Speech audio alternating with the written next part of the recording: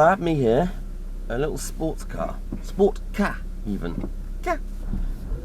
And what a great little thing it is.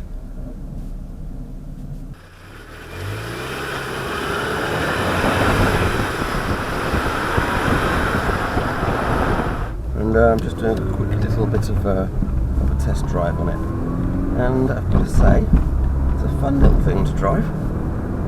It's got the 1.6 litre engine out of the base Ford Focus, so although it says sport car, the engine itself isn't particularly sporty. In fact, it only produces 95 brake horsepower, I do believe, which isn't much from a 1.6 these days. But this is a light little car, and 95 brake horsepower is plenty enough to have yourself a bit of fun. Little car.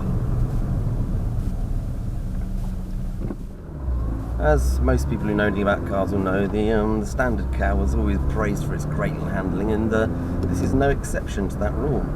It's a rorty, fun little thing. Plenty of low-down torque, direct steering, really chuckable in the corners.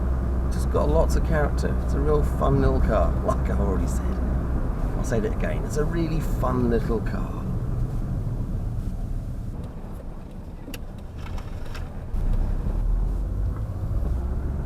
And what with it being in Ford's Imperial Blue, I think it's Imperial Blue, I'm not sure, they've got so many different colour codes, but it's a blue that Ford like to use for all their fast Fords, and it's a great little colour for the car, really suits it.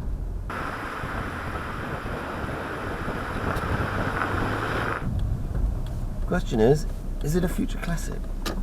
And therein lies a problem, as there always does seem to be with most cars, but particularly this one.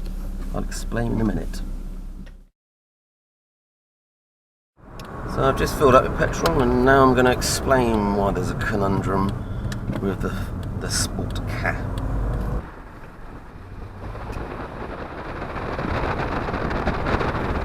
See, the problem is, when Ford made the Sportka, they didn't make it that well, to be honest. It was intended to be a cheap little car, and it's a shame. I wish they'd put more effort into it and made it something to rival something like the Fiat 500 at Bath or something like that, because it could have been so good. But unfortunately, they made it on the cheap, and one of the areas where they scrimped on was paint or rust proofing of some form or other. Because unfortunately, these cars rust, the sills in particular, at the back, as I found out when I bought this one. Other things that they like to get through quite quickly are clutches, which is surprising really, considering it's not a particularly powerful engine. Oh look, there's another sport car.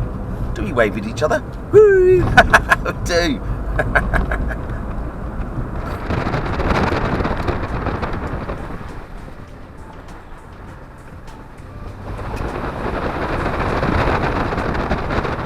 Thing is, what that does mean is that sport cars are now pretty cheap. You can pick one up easily for £500 with quite low miles on it. Of course, you do have to look out for those issues of the rust. But if you get yourself a good one say that's been mollycoddled by some old granny somewhere, kept in the garage all the time, and you also look after it, after a while, in a few years' time, probably not that many, most of these cars will have gone to the scrapyard in heaven because of all those rust issues, and therefore you should have yourself a rare, half decent little classic.